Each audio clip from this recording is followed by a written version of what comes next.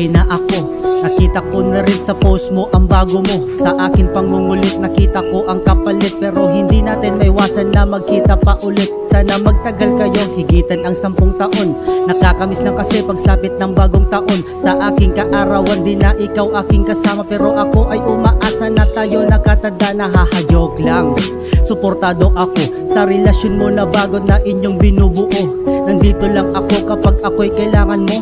Tawagan mo lang ako o kaya i-message mo. Dahil di mabubura mga masaya na alaala. Huwag sanang lilimutin masaya na alaala. Habang kayo bumubuo ng bagong alaala. Pangako at pangarap naglaho at nawala na. Kaya ko lang maibalik ang ating nakaraan at ating pagmamahalan. At kung bakit pa umabot sa katapusan, kahit wala naman nanatili ka sa aking alam. Sa araw-araw, gabi-gabi kitang nakakausap. Imahinasyon ko nakatabi ka sa pagmulat. Dahil namimiss kita, kaya ko to naaalala. Kaya ko to naaalala dahil namimiss kita. Namimiss ko lang kasi noong ikaw pa ay sa akin. Lagi akong nagagalit kapag di ka kumakain. Namimiss ko lang kasi noong ako pa ay mahal. Tayo ay mamamasyal, kakain sa mang inasal. Namimiss ko lang kasi pagkatabi ka sa pagtulog.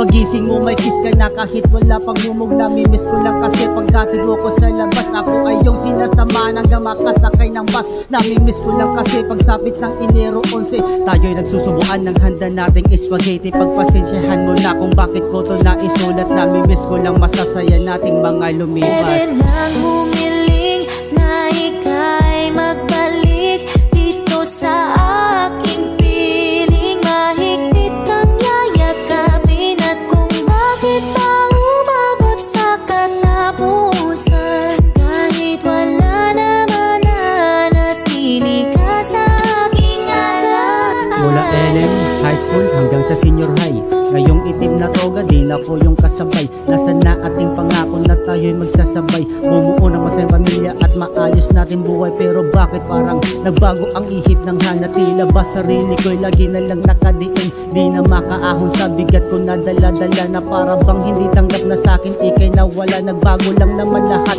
nung ikaw ay nasa Baguio. Nanlamig ka na bigla at puso ko'y parang binagyo. Minsan ka lang tatawagan, busy pa sa Korean drama. Sa harap ng tropa ko di ko maiwasan na magdrama. Pagpasensyahan mo na kung bakit ako ganito. Masaya na alaala habang sinusulat ko ang istorya ng 10 taon na ating binuo. Sana maging masaya kayo ngayon ng bago mo. Kung kaya ko